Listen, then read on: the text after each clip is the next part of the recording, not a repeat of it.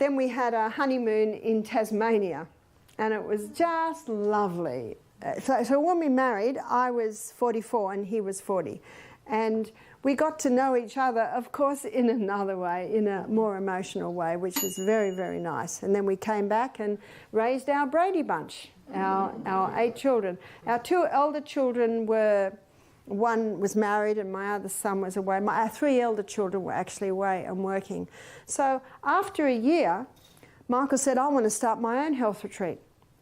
And there was a health retreat down in Melbourne, that's the bottom of Australia, who'd approached Michael and said, we'd like you to start a health retreat in our facility, because they'd watched how Living Valley Springs worked.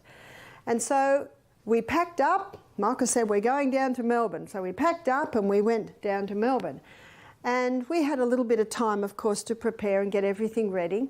So by now, the youngest is 11. That's my son, William. And then his son... his son was 12 and my son 13, something like that. They were the gardeners. And then his daughter was 12, very good on the computer. She was his secretary. My daughter Julia was 15.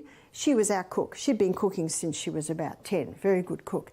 And then my daughter Jessica was 17. She was already a massage therapist. She was our massage therapist. And so we had a team just with the family. And I said to him, who will be the health director? He said, you.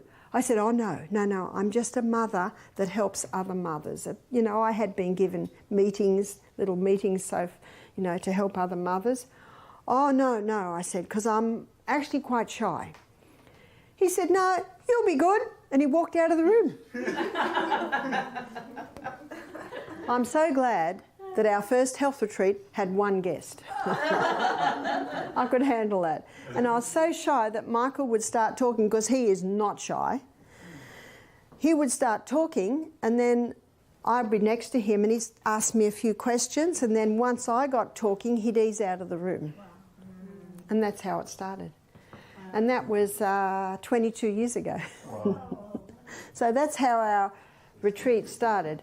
But my illustration was to show you that love is not a feeling. Love is a principle. Love is a choice. And this is where you love. See, when you fall in love with character.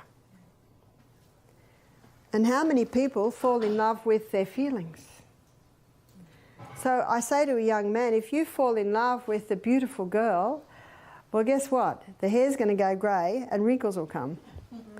And young ladies, if you fall in love with a tall, handsome, good-looking guy, well, guess what? He's going to get a bit of a tummy and the grey hair. So when you fall in love with character,